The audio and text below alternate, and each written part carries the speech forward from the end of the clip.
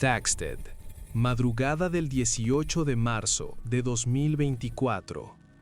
En una casa de Orchard Close, una mujer sale al jardín y encuentra a su esposo, Richard Langley, inmóvil. La calle está en silencio, pero un vecino había grabado audio minutos antes, golpes, quejidos y una voz pidiendo que lo suelten. Lo raro es que todo había empezado horas antes en un pub del pueblo, con una discusión que supuestamente se terminaba ahí. Entonces, ¿por qué alguien lo siguió hasta su casa? Quédate hasta el final y vas a descubrir qué prenda terminó siendo el arma. Empecemos por el principio. Thaxted es un pueblo chico, de esos donde casi todos se ubican de cara. Esa noche era domingo, 17 de marzo de 2024. Richard Langley tenía 52 años y estaba en su rutina de siempre. En algún momento de la noche pasa por un pub llamado The Star en Mill End. Ahí también estaba Kevin Horswell, de 51 años, vecino del mismo pueblo. Había alcohol, había tensión y, como pasa muchas veces, una discusión que parece chica se vuelve personal. Nadie imagina que antes de que termine la noche, esa bronca iba a terminar en un jardín, con un hombre muerto y otro con la cabeza lastimada. En el pub, la discusión sube de tono. En el juicio se contó que también estuvo involucrada la pareja de Horswell. Y según la acusación, Horswell llegó a gritarle a Richard algo brutal, como si lo estuviera marcando, que era un hombre muerto. Todo eso en un lugar público, con gente alrededor y con cámaras. Después, Richard se va, sale del pub y toma camino por el pueblo. En ese punto, lo lógico sería que cada uno siguiera con su noche, se fuera a su casa y listo. Pero la historia no va por ahí, porque alguien decide que la discusión no se terminó. Más tarde, Richard aparece en cámaras caminando por el pueblo con su perro. Es una imagen simple, cotidiana, casi tranquila. Lo que cambia todo es lo que viene después. La investigación armó una línea de tiempo con cámaras del pueblo y mostró algo clave. Horswell toma el mismo recorrido, pero unos 20 minutos más tarde. No es una coincidencia suelta, porque las cámaras los van llevando hacia el mismo lugar. En un punto, se los ve cerca de Orchard Close. Y acá aparece el detalle que la jueza remarcó después. Horswell ya se había ido del pub y podía irse a su casa. La amenaza, si es que existía, ya había quedado atrás, pero igual volvió.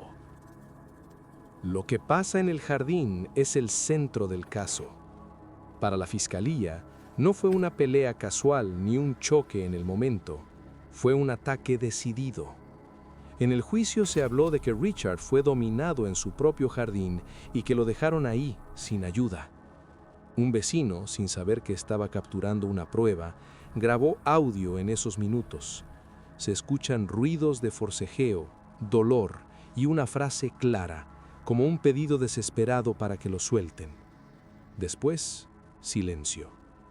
Richard termina muerto en Orchard Close, en las primeras horas del 18 de marzo. Y Horswell no sale ileso, también queda con heridas serias en la cabeza, algo que después él mismo va a usar como parte de su defensa. La escena la encuentra la esposa de Richard en el jardín de su casa. No es una llamada por ruidos raros ni una sospecha lejana. Es el golpe directo de ver a alguien que querés tirado ahí. Se llama a emergencias y llegan vecinos, paramédicos y policías. Se intenta reanimarlo y se hace todo lo posible por salvarlo, pero no alcanza. En registros de los propios policías se ve el esfuerzo de quienes estaban ahí, tratando de entender qué pasó y de sostener la situación. En un pueblo chico, una noche así deja una marca rápida. La calle se llena de preguntas y la investigación necesita una respuesta que no sea un rumor. Tiene que ser una historia armada minuto a minuto. Y eso es lo que hacen. La investigación se apoya fuerte en cámaras, recorridos y tiempos. No se quedan solo con hubo una discusión en un pub. Siguen a cada uno, desde el pub hasta el final.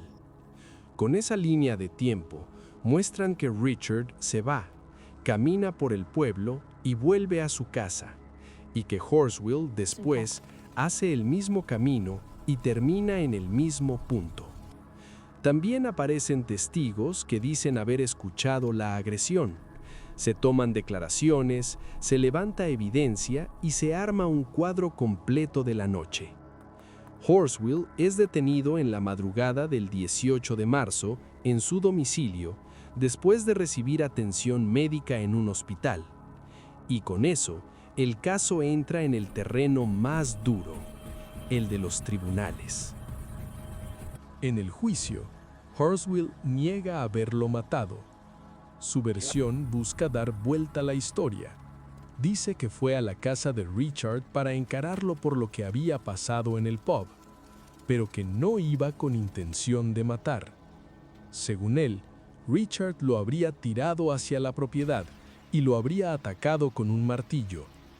Horswell describe que estaba en el piso, tratando de escapar, mientras le pegaban en la cabeza, y cuenta que para defenderse, lo sujetó con un abrazo fuerte, como para controlarlo. Admite que Richard quedó inconsciente, pero insiste en que fue defensa propia. El problema para esa versión es que en el juicio se plantea otra cosa, que Richard no murió por un accidente en un forcejeo, sino por una presión sostenida en el cuello durante varios segundos. Y eso cambia todo.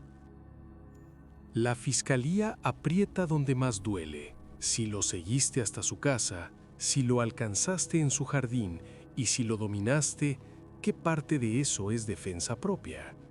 Un forense explica que no es creíble que la asfixia haya sido accidental porque hubo compresión sostenida y además está el recorrido, el tiempo y el hecho de que Horswell aparece caminando el mismo camino como si fuera detrás de él. El 28 de enero de 2025, el jurado no le cree la defensa propia y lo declara culpable de asesinato por veredicto mayoritario. Al día siguiente, 29 de enero, llega la sentencia, prisión de por vida, con un mínimo de 18 años. La jueza es directa. Después del pub, Horswell podía irse a su casa, pero eligió volver. Y, según su análisis, sorprendió a Richard y lo dejó moribundo hasta que su esposa lo encontró. Al final, lo que quedó probado es que Kevin Horswell siguió a Richard Langley después de la pelea en el pub, llegó hasta Orchard Close y lo mató en su propio jardín. Por eso fue condenado a cadena perpetua con un mínimo de 18 años. Y ahora, el dato que conecta muchas piezas y explica por qué la versión de accidente no cerraba. En el juicio, se dijo que Richard fue estrangulado usando su propia ropa. Pensarlo da frío, porque muestra lo rápido que una bronca puede cruzar una línea sin vuelta atrás. Si este caso te impactó, deja tu like y suscríbete al canal para más historias contadas paso a paso. Para vos, ¿qué fue lo más decisivo para derrumbar la defensa propia? ¿El recorrido en cámaras o la explicación del forense sobre la asfixia sostenida?